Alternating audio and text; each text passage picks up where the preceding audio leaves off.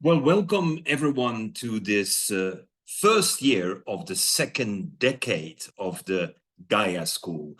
To celebrate the 10th anniversary of the Gaia School, we have a unique opportunity to meet, to learn to know each other, but particularly to build the community of 500-600 people who are the parents and the teachers, who are the children and the future, in thinking together on how are we going to make certain that our children are much better prepared for the future.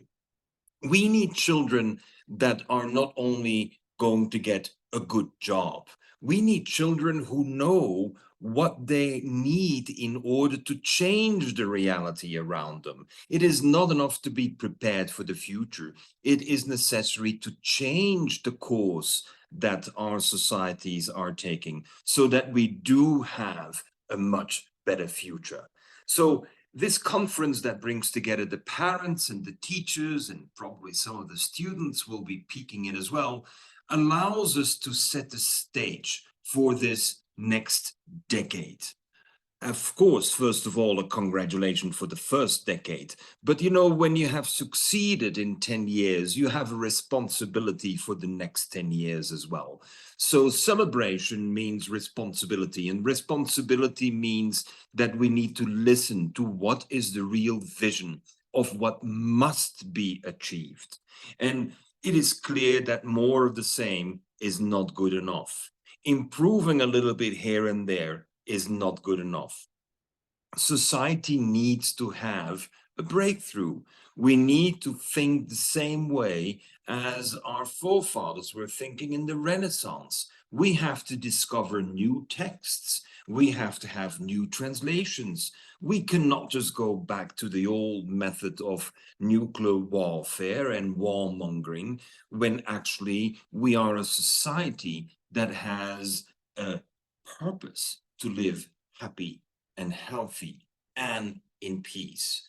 How can we learn to live together in peace is something that is one of the greatest challenges in the next decade. But also, how can we live together and secure that we will really turn climate change around?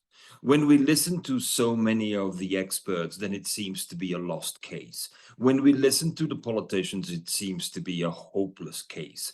But we cannot let hope and loss be our guiding principle. Our guiding principle has to be the quality of life that you and I believe we deserve and we have within our reach to implement. But that means that we have a generation of children that are loving and caring, and children who are ready to embrace the new sciences, the new business models, the new way of looking at society, where we're not extracting from everyone around us for us to be rich, but where we are working together to build up the common good, and a common good with a strong resilience, because crisis will come. The question is, are you prepared for the crisis? So while we can imagine all the good, we must also take into account that the worst case scenarios could happen as well. And that means that one of the great characteristics of the next generation is that it will be a generation of resilience, the capacity to know that when times go bad, we know how to handle bad times. But let's remain first and foremost happy, celebrating 10 years, celebrating the new 10 years, and making certain that we will do everything every day to inspire the children with positive and good news. It can't be that the children are bombarded every day with the negative and the aggressive. We need to create an environment, at least at school and at home, an environment where the children can listen to inspiring stories, most likely inspired by nature. But these inspiring stories will provide them the vision towards the future that actually their parents didn't know much at all. The beauty is when the children think that their parents didn't know much, and they are convinced they can do much better, then your country, your community has a grand future. And that is the responsibility of the Gaia community of parents and teachers and children.